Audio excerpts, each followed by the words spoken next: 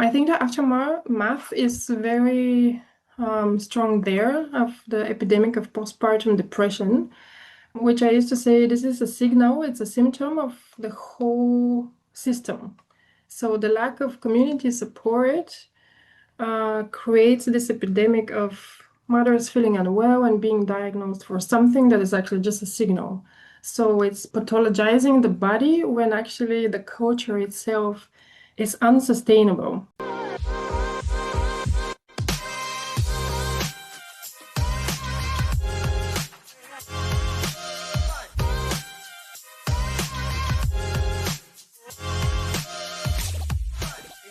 Welcome to the Rewire for Birth podcast. I'm your host, Dr. Cindy. I'm a naturopathic doctor and birth guardian, and I couldn't be more thrilled to have you here.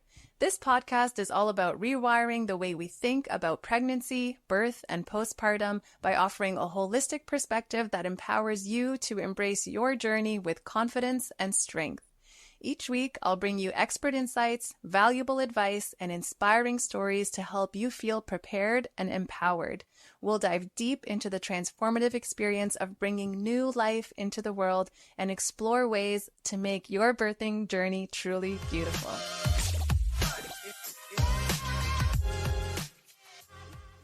Please remember that although Cindy is a naturopathic doctor, she is not your naturopathic doctor. This information is made available to you for educational and informational purposes only and should never be used as a substitute for medical advice. Please see rewireforbirth.com/disclaimer for details. On this episode of the podcast, we have Videlina Deneva joining us from Germany.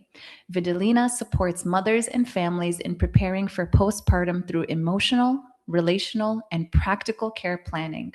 Her work explores maternal well-being, neuroplasticity, nervous system support, and the role of community in creating healthier foundations for families and future generations.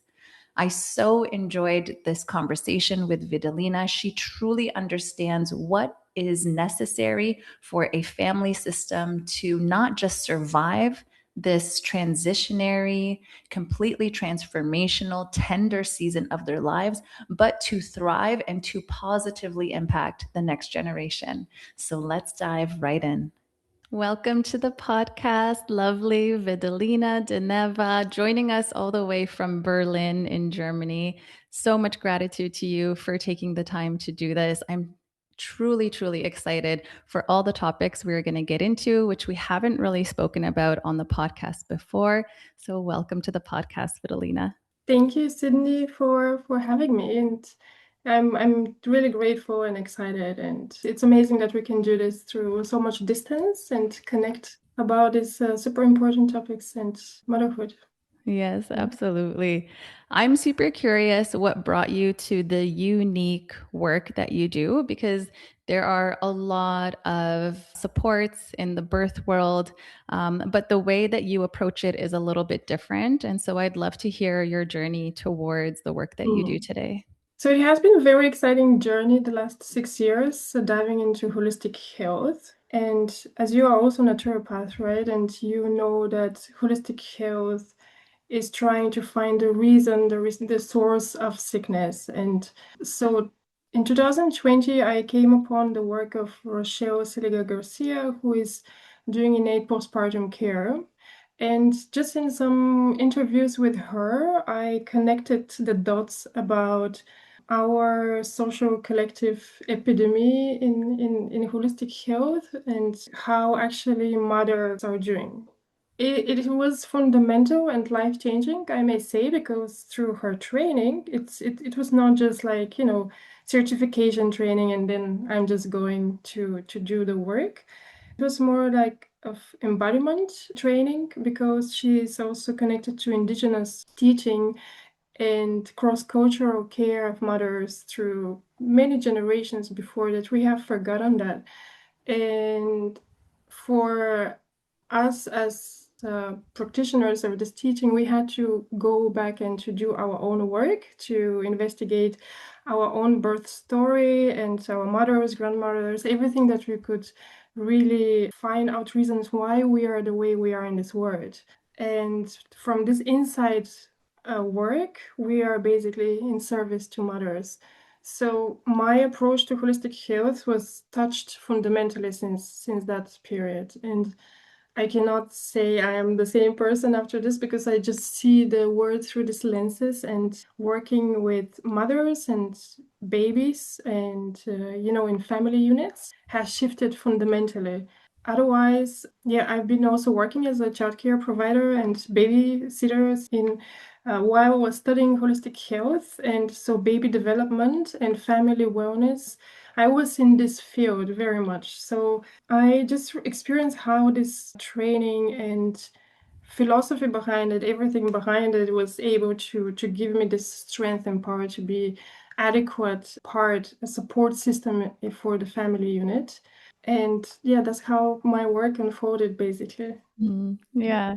So lovely to hear that you were already kind of in this world. You were already seeing kind of the gaps of where families are supported and not supported. And then the innate traditional work of this Yeah. woman. What was her name again? Can you mention that? Rochelle Seliga Garcia. Okay. And yeah, exactly. Innate traditions is Okay. her. Yeah. I think sometimes we just come across a way that fills a gap that we're seeing, and it changes the way that you look at the world. Like there's no going back, right? Yeah. After that. Mm. And so I'm curious with some of this training, how it has informed your work. I'm very curious about one thing that we'll start with, which is called closing of the bones. And we haven't really spoken about it on the podcast before. It might have been mentioned in passing, but we haven't really delved into what it is, what it does, how it benefits the mother and the family in the postpartum period. And so I would love, if you're comfortable with that, just to unpack that for the listeners. Some of them have never heard this term before. Even me, with my years of training in holistic and integrative health, had never heard of it until I really dove into this world. Yeah, so basically the innate postpartum care is focused on the 5 essentials for postpartum care. So this is also body work. And this ceremony, it is ceremony and it is body work. And it comes from the understanding, it's cross-cultural again, and it's part of this traditional midwifery. It's really not so known in our modern times, except if you are really going into this knowledge and you find some pieces of work. I think it's spreading, thankfully, and it's very interesting. So it has a lot to do with the spiritual aspect of mothers becoming the portal for receiving the soul on earth and being like an open medium for a new body to come through her, which is very natural that the body opens to receive and to give birth. And that's why closing of the bones was done by the traditional midwives after giving birth, when the woman is ready to transition into this chapter. I saw that in your podcast you have spoken already about matrescence. So going through matrescence, closing of the bones in this way, it's part of this shift matrescence. And the spiritual meaning about it is that the woman's body needs to close itself to not be so vulnerable for influences, which is absolutely missing in our society. Of course, I'm always also recommending bodywork systems like osteopathy and everything possible, massages, that everything possible that can nurture and help the nervous system and the whole body to recover. But closing of the bones is really special because it can also evoke emotions about the experience of the mother, of her own childhood and her connection to her own mother, and just a sense of feeling health and like a cocoon gives a lot of comfort usually and a lot of empowerment to the mothers, which in the postpartum time it's really needed. And then another piece about closing of the bones is actually from traditional perspective, it was practiced not only about in birth, but in every stage transition in life, which can be also passing through some traumatic experiences. So closing of the bones is also this element or sort of protection, like closing the realms or becoming invulnerable for some sort of influences that may still be there on psycho-emotional level. Mm-hmm. Yeah. That's so interesting. So it's kind of like holding someone through difficult, or not just difficult periods, but very transformative Yeah, transitions throughout their exactly. life. Yeah. Yeah, like a And sort of initiation. Mhm. yeah, through holding them through Mhm. major initiations throughout our life cycle. Yeah, I love that description.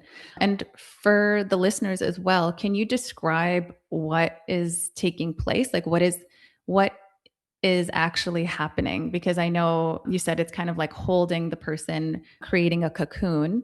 And so it's cloth, like pieces of Yeah. material that It's are the being used. material. Yeah, exactly. It's like I got my clothes from my teacher from Rochelle. She sent it to all her students before we started training, and it's handmade by women, by traditional midwives in Mexico, and it's very beautiful. First of all, it's this natural fabric, but also you see the different colors and the whole idea of weaving the threads together. It's also part of life and how we are weaving when new generations are coming, and how all these stories are woven together.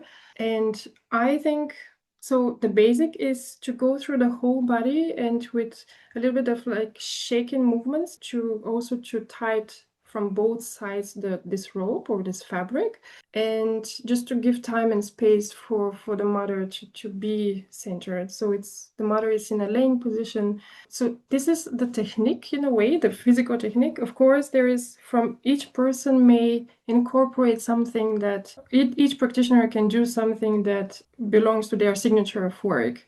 I love to do neuroplasticity drawing things, which I do also on a side. And in this way, the woman can tap into the subconscious mind in a profound level and reconnect to the creative energy, to the creative force. And then afterwards, during that process, combining the physical body, it's also very strong. So, yeah. Yeah, that's so lovely.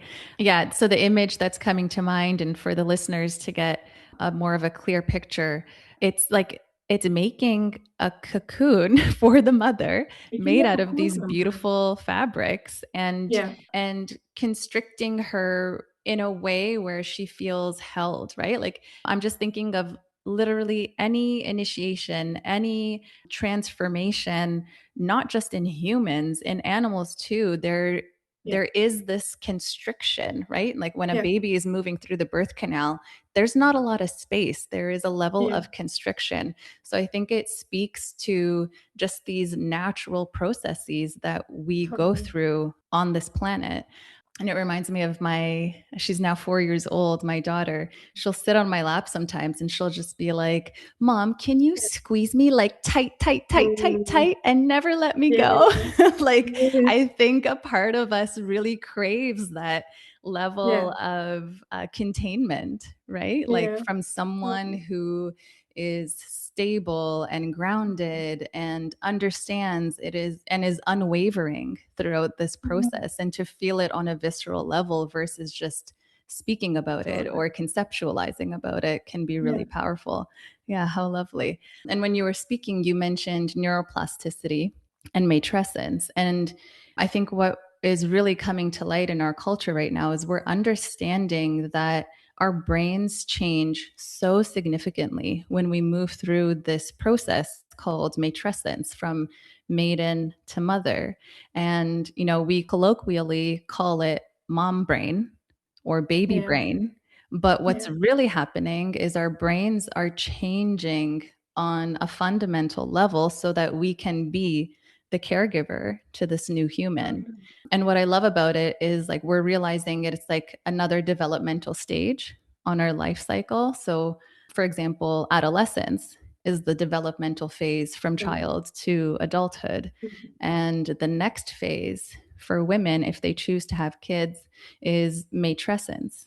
So, adolescence and then matrescence, Yeah. and both, and even further on in our life cycle later on. But all of these developmental phases involve a lot of brain shifts. And when you brought in the idea of neuroplasticity, being able to go deeper into the subconscious, being able to go deeper into our patterning, I'd love to hear more about how you draw on this modality of, or just this idea of neuroplasticity.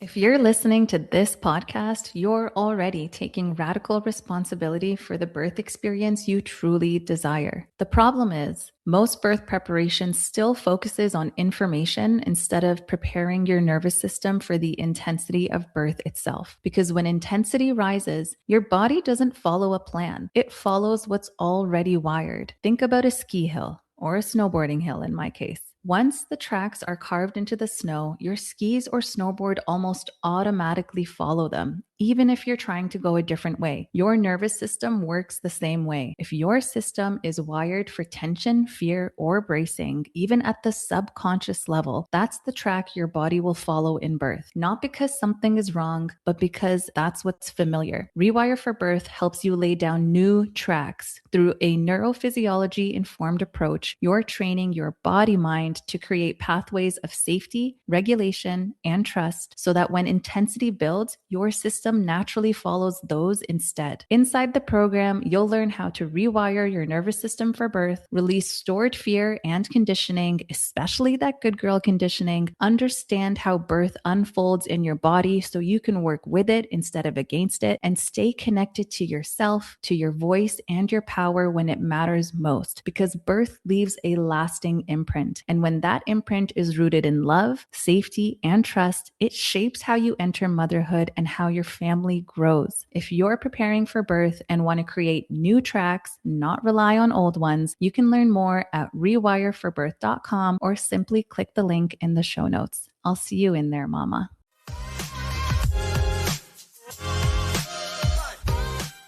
Yeah, so the holistic health studies I started doing in 2016.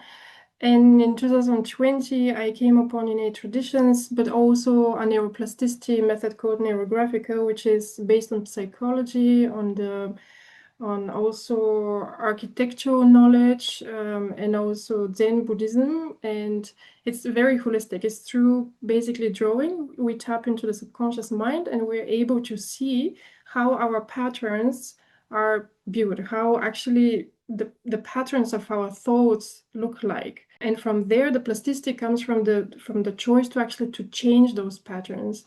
So the nervous system is built the first 7 years, and it's usually what I used to tell to also to my clients. Sometimes our patterns, they were built up for in order to feel safe because we needed to belong. So now is the time with this consciousness from being an adult to change those patterns in a creative way that feels really your authentic way. So I love that neuroplasticity. And then afterwards, I was going again about this postpartum care time and neuroplasticity, that this boom of new neural connections that is happening for both parents actually, and that they are so vulnerable also to the whole environment, because the plasticity of the brain means adaptability, but that you are also very strong impression, like you are like influenced from all the impressions around you. And that's why building community or having this awareness about the people around you after giving birth is so important, which is again connected to the social nervous system. So plasticity of the brain is something beautiful, fundamental, and it can be also used with the method that I do. I intend to look at topics that maybe have been difficult for the parents when they were children. So now we are able to recreate new ways of to be in a relation to life, to ourselves, to our partners, to the child.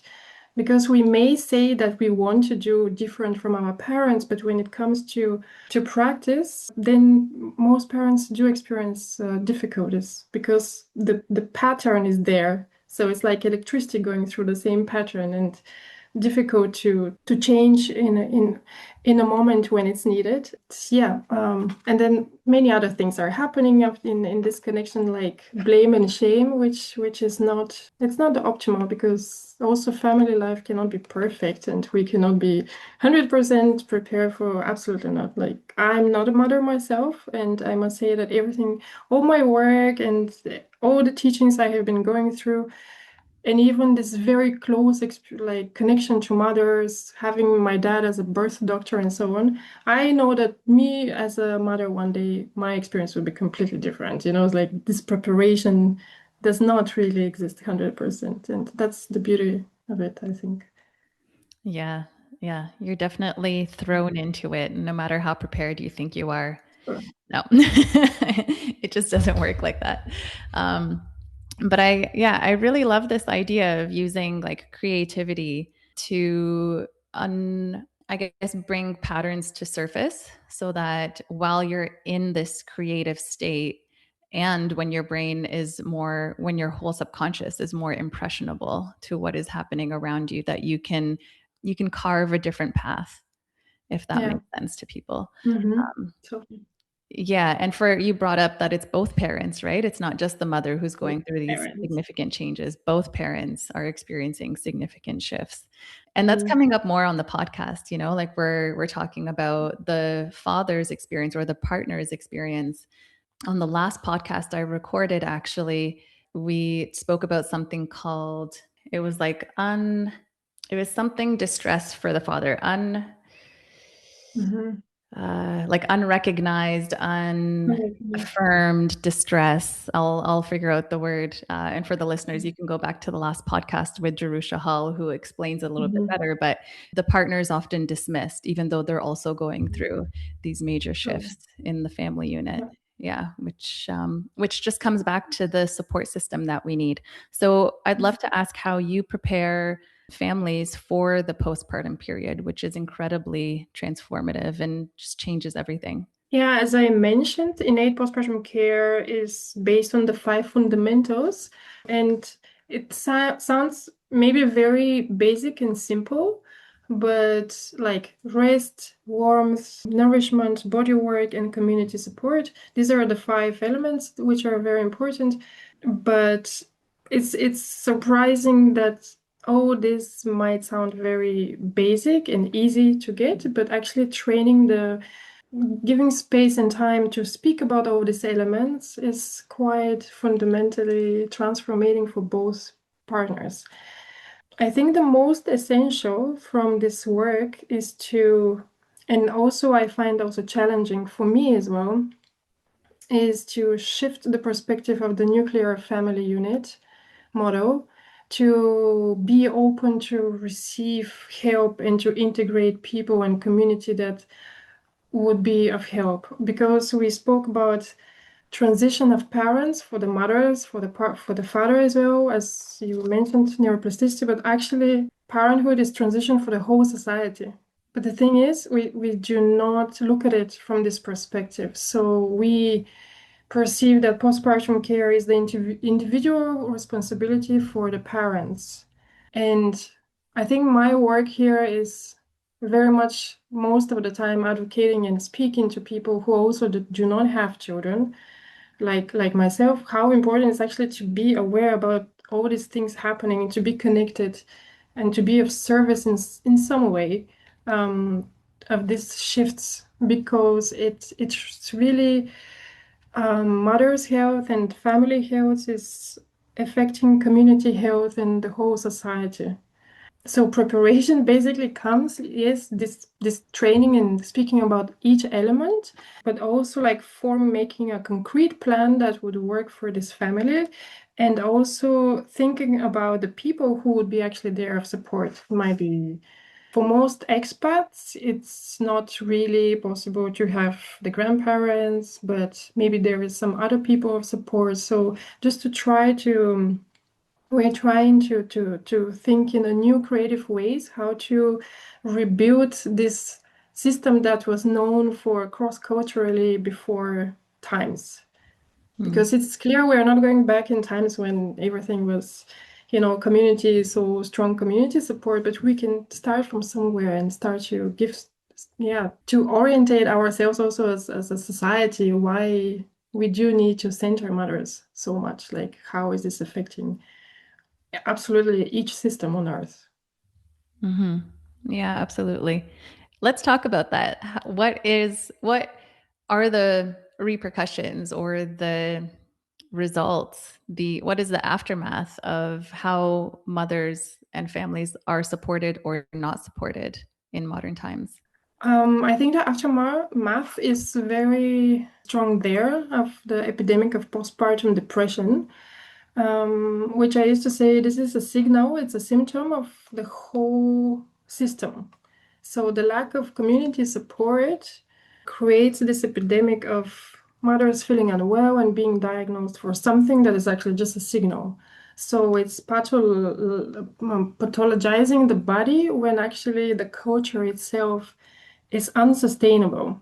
What else can I say? I mean, the nervous system of mothers themselves, it's the environment in which babies are raised, and the next generation is being shaped. So taking care of mothers, centering them as that is something not that is luxurious or something extra or something, I don't know, something exclusive or even exotic. I don't know. Like there are many maybe beliefs there that do not take postpartum care as serious as it should be taken, and it affects us absolutely on each fundamental way. The emotional well-being of mothers would affect at least 4 generations afterwards. When we do our ancestral therapy or therapy work, we tend to go to the stories of 4 generations back. Also, depletion on physical level. And this also comes from the depletion of the generations before. So nourishment and planning how the mother should be fed, it's also so fundamental, like just simply food. But if you don't have plan for that, it's a little bit too, at least I think we're in the Western world, we are good in somehow planning and structuring. So this is the positive, the good news about it, that when we give time and space to actually plan it and structure it, I think we would be really able to shift the health system amazingly when we just give attention to this piece of postpartum care. Yes, what else? It's a lot. It's so It much. affects. Yeah.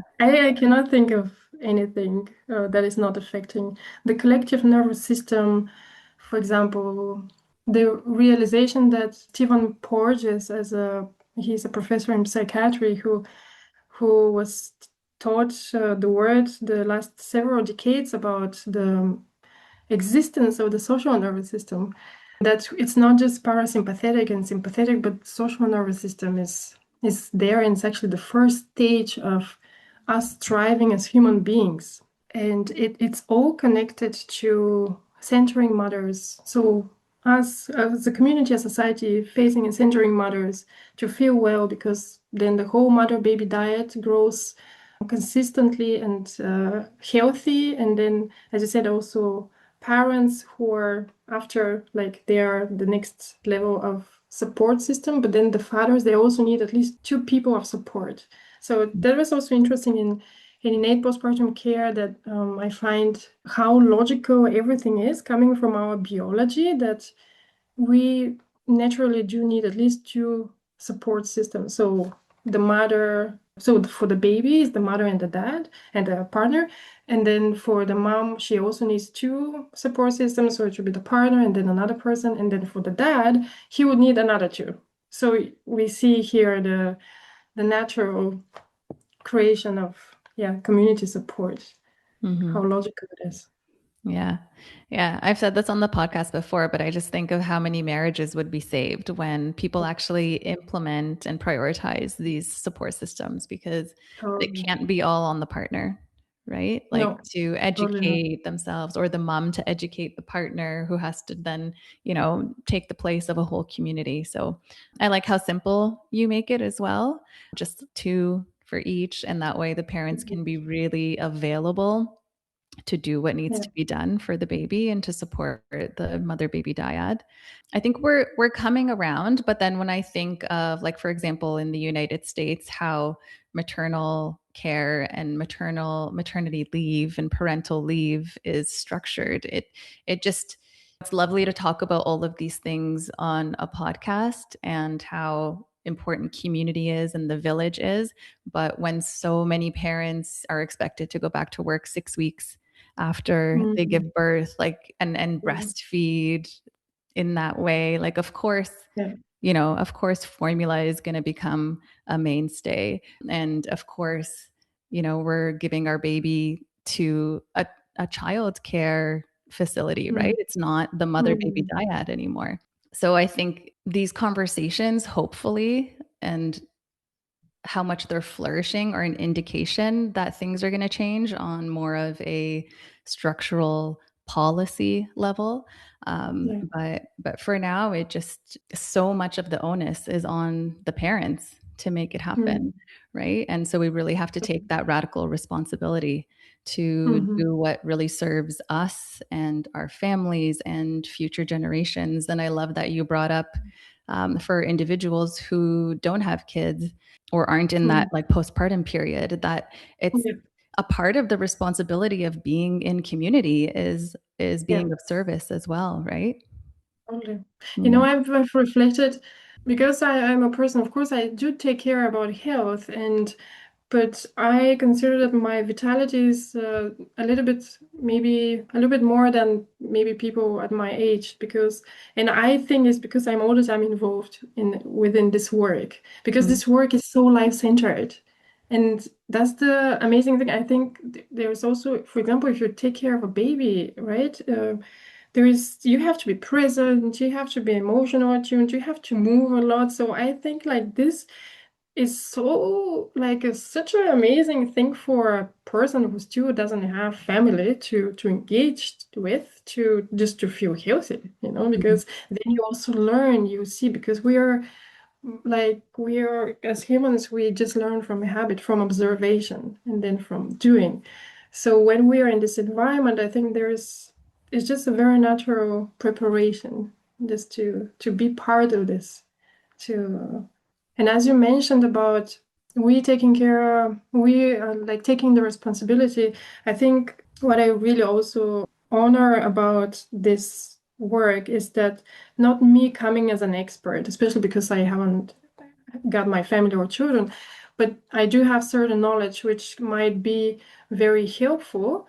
But still, my first and foremost role is to be just the space for the mother to hear her own self and her own expert, because the society is full of experts and opinions and advices. And my, like, I feel in my work, I'm actually the, like, I need to be like zero, like the absence of all this. Like, I forget everything. If I have to work with a new family, it's like I forget absolutely everything. I'm just like, I'm going in certain space and environment, and I'm just tuning to what they actually are, not like giving the basic random advices, and this is what you do and this is what you do and this is how you take care. It's more like creating this connection and relation, which is the fundament for to be able to hear your own self, your expert. And this is what also, as a systemic coach with mothers, I this is my work. I want,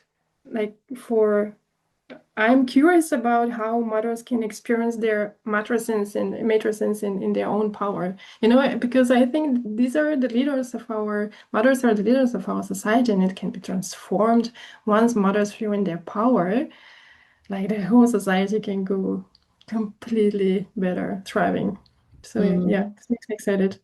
Yes, absolutely. I think we're kind of at a threshold moment right now in society, right? Totally. Like, there's so Yeah. much upheaval, and the veil has really lifted on so many things that we thought were our source of stability and, what's right versus wrong. And we're seeing that that's actually not the case. And Mm. this is the moment where women and mothers are realizing their rightful place. And it's not about being better than someone else. It's more Yeah. about restructuring things in a way that is sustainable and serves Yeah. all of us, not just some of us. Exactly. And yeah, I go back to natural law. Like as a naturopath, I'm like, how does nature function? It is Mm. so much about every function not only just serves like one plant, it serves, the Yeah. whole ecosystem around Yeah. that one plant. And I think that's how we're wired as women. And like Yeah. through that matrescence initiation, we get even more connected to that, which is a beautiful Yeah. thing. And like you, I'm excited about the future. Even Yeah. though you can turn on the news right now and be like, "Oh my god, the world is ending." But I'm Yeah, but we're like excited. on the other side, like we see the other picture, right? Yeah. Because I mean, yes, you as a mom, but yeah, I think life can be super exciting when you're centering life. Yeah. Yeah, Yeah.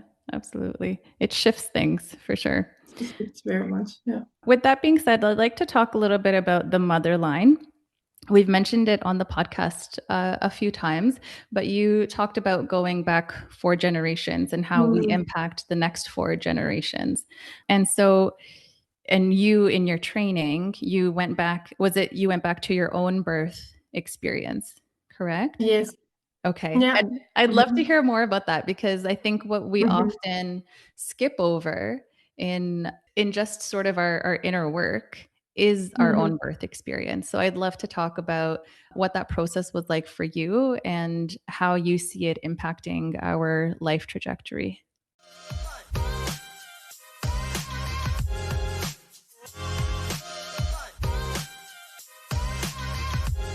Hi, this is Melissa, co-creator of the Rewire for Birth program. Let's face it, birth can be unpredictable, but feeling scared, powerless, disconnected, or unprepared doesn't have to be part of the experience. Rewire for Birth is a transformative approach to birth preparation that blends education, nervous system support, movement, mindset, and breathwork to help you feel grounded, informed, and deeply connected to yourself and your baby throughout the journey. So when decisions come up, sensations intensify, or things change, you're not meeting these moments from a place of fear or panic, but from understanding, trust, and connection to yourself. Because birth is just one moment in time, but the way you experience it stays with you forever. So I invite you to start rewiring today at rewireforbirth.com. Rewire your mind, reclaim your birth.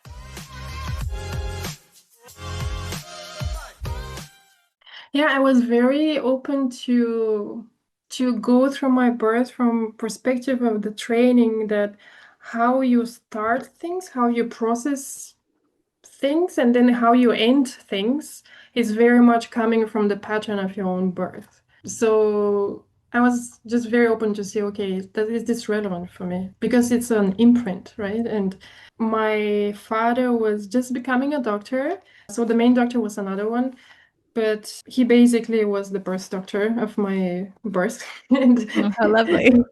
yeah, and I think he was a little bit worried because I was born 3 weeks before the termin and the due date, and then he decided to keep me a little bit longer until, so he put an injection to my mom, and then the main doctor came and he saw and he said, "Wow, she's completely fine. This is not necessary, you know." And then after some hours, I was born, anyways. But then I was like thinking, well, how does this affect me? I'm very good in starting things. When I need to, then the next period of like processing things, I might struggle. But I also like to finish things. So I had to go through this imprint and to make it conscious and to also like think, oh, well, my dad just did the best, right? Because he was worried. But yeah, this interference again, we is very crucial, how we interfere at birth and how this actually is imprinting the next generations and their experience of life. And then, well, my grandmother, for example, she was born at home, I think, surrounded by women. Like they were just, she was growing up with plenty of women. And I think her vital energy was very strong and very robust. And then when she was a mother, it was already the generation of industrialism. So she had to go in the hospital and she was isolated and she felt alone and cold. And then when my mom gave birth, the same, like I was also separated from her for 3 complete days. I mean, only brought to be breastfed. So I have done different type of therapies, also body work, and just to be able to process how this has shaped me, my relationships, and I see fundamental connection. This also to reflect that therapy is not just for you as a human being, but you are connected to ancestors and to their experiences. And I think this makes a very great, how to say it, like baseline for your well-being once you realize how the previous generations were affected, how their birth happened, how supported were they.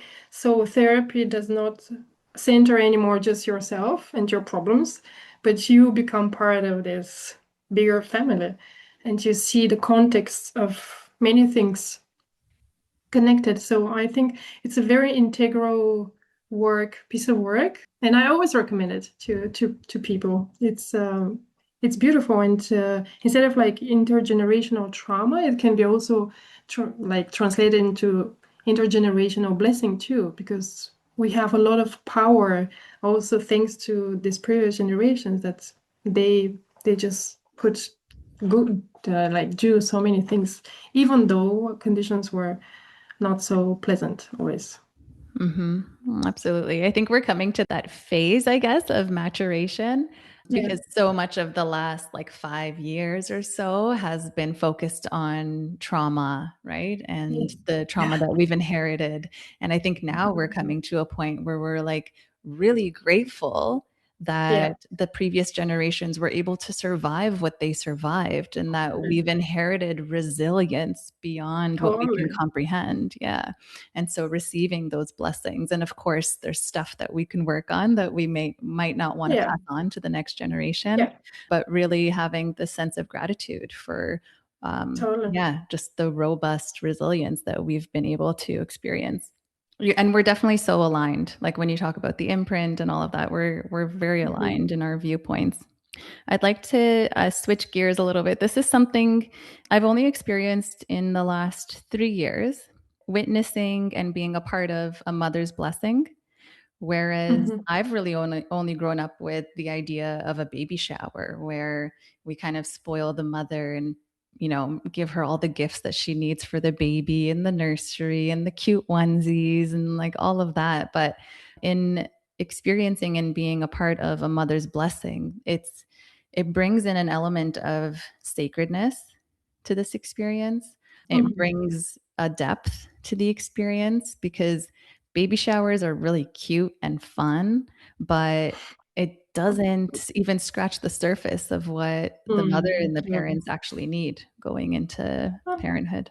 Yeah, it's part of the sort of celebrations that were sacred and ceremonial and shared with community in a profound level and depth in connection to the spirit, in connection to the Mother Earth, and then like taken out, colonized, and then make profit out of it, right? And Mhm. then like, what the fuck? It's Yeah. fun. It's just for It's fun fun. to observe the patterns, right? Yeah, Yeah. totally. Yeah. It's at some point it becomes fun. First you might be frustrated about like, oh, why is this like that? But then it's like it's just how it is. It's, as you say, part of our maturation and remembrance, I think. Because when people are ready, I think they will do remember more and more. So we do say that postpartum care is not something luxurious, but when it comes to organization and investment, it can sound like, whoa, that's expensive, right? Because it's something extra we haven't planned it.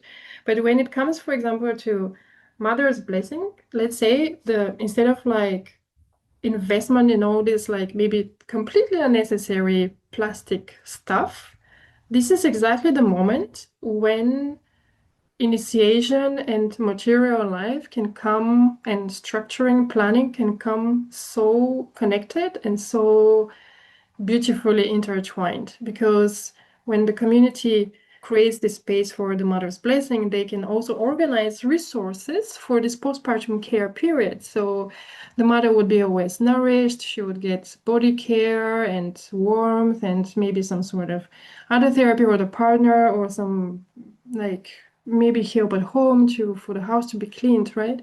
So I think this is the ceremonial also part, like to have your close, really close female friends and to see you through this transition, you like to witness this and to be part of this. It's also shifting the mother and the community around her, and this gives completely another quality to our life, looking at life and maturation.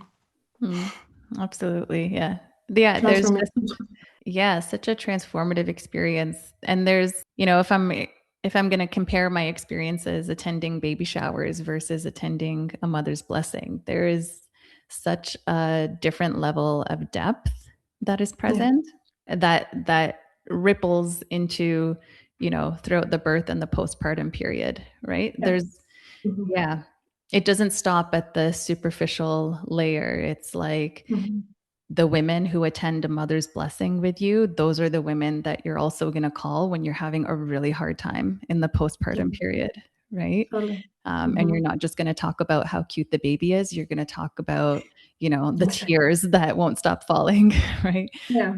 So Totally. it invites this level of depth that we really need as humans, especially right now with AI. And like you can get a ton of information without talking to another human, but that's not what we really need. We need that deep human connection. Connection. Yeah. Totally. Yeah, the Um, presence. Exactly. yeah, the presence of someone who is present with you, like actually attuned Exactly. to you. Actual presence. Yeah. Yeah, yeah, yeah. Yeah. Makes such a big difference.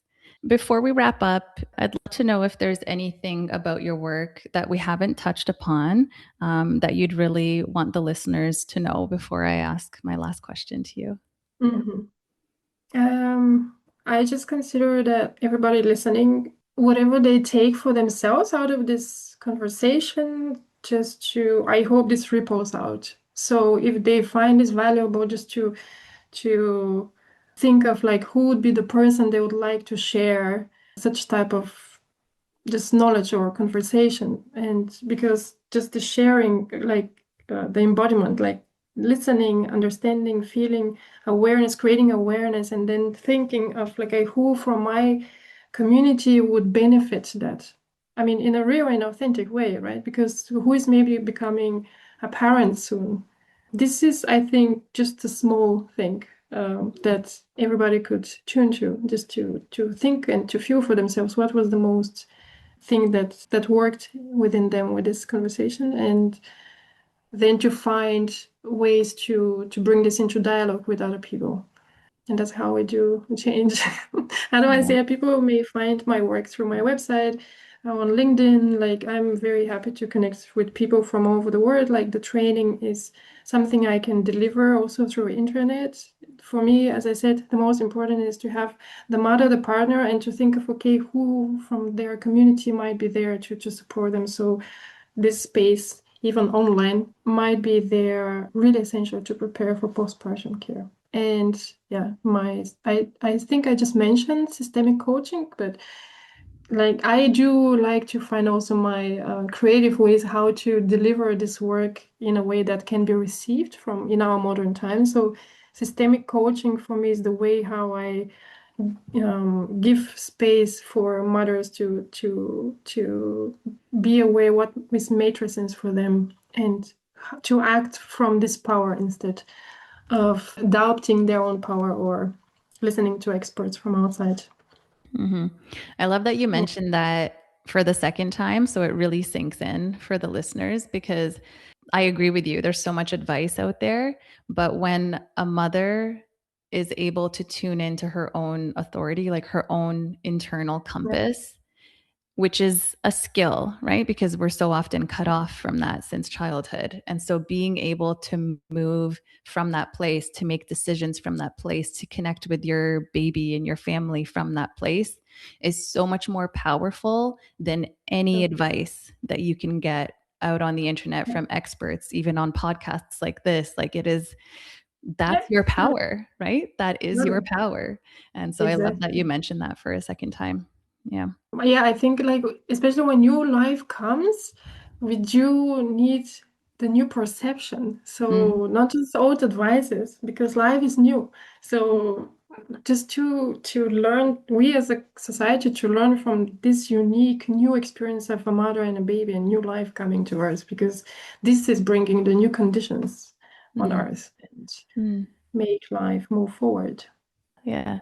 Oh, I love that perspective that you just brought, right? So it's not like we're relying on advice from 10 years ago. It's being No, able to tune yeah, into what's happening now, what's new, yeah, what's alive right now. Yeah. yeah, I yeah. love that. Okay. So Vitalina, this question is going to be very aligned with your work, but when a new life enters this 3D reality that we all inhabit, there is a profound imprint that takes place, just as you said. And that Mm. imprint can be one of love and safety and trust, which are all signatures of oxytocin. Mhm. Unfortunately, what's happening in at least 45% of cases is that is an imprint of mistrust, of survival mode, of protection mode, of fear for whatever case, Mhm. for Mhm. whatever reason. And that's okay. There's so much we can do to repair. And that can be a part of the next generation's journey, which is Mhm. beautiful. But one of the missions for this podcast is why repair when we can prepare in so many of the ways Mhm. that you're touching Yes. upon. And Mhm. when we do that, and when enough families are supported, we're going to be looking at such a different world than the one that we're looking at right now. And so, with that being said, that's my way of asking you, what would you like to imprint onto the ears of the listeners? It's a lot of new moms, it's a lot of families preparing for birth. It's also a lot of women who want to use that womb space, creative, life force energy to Mhm. birth Mhm. something beautiful into the world. What would you like to imprint onto their ears? That maybe a repair might be looked at from just re and pair. So it's not necessary to be difficult, hard, and like going through this lens of trauma, and it's just to look at it as possibility and as the gift of life, and to take it, to enjoy it, to celebrate it. First of all, like the enjoyment, I think, of also the doing the work of repairment should be there. Otherwise, it's not really repair. And repair is like repair us to our own self, to our own bodies, to spiritual connection, to our partners, to the community, something to reconnect, to feel okay. How do we actually come in connection? Hmm. So this is what I wish to for every person to experience, like fundamental connection. Hmm. Yeah, I love that. I Yeah. think Repair. repair. Kind of like Bluetooth, right? Like you're pairing something when the Yes, connection has been lost. Let's totally. repair you to your whole Yes. environment and to yourself. I love that.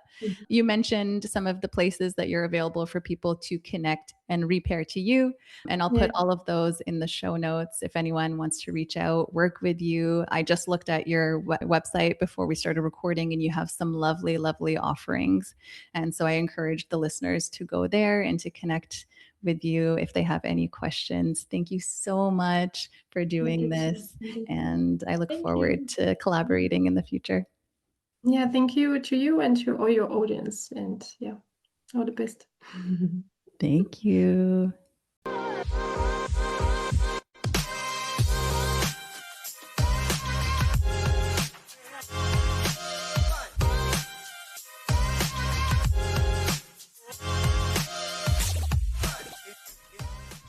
Thank you so much for joining us on today's episode of Rewire for Birth. We hope you found our discussion inspiring and empowering. If you enjoyed the episode, we would greatly appreciate it if you could leave us a review on your favorite podcast platform. Your reviews help us reach more listeners and spread the message of holistic, empowered birth experiences. Feel free to mention what you loved about today's episode and how it helped you feel more prepared and confident about your birthing journey. Your feedback not only encourages us, but it helps other moms-to-be find our podcast and join this incredible community. Together, we can make a positive change in the world of birth. Until next time, stay empowered and keep rewiring for birth.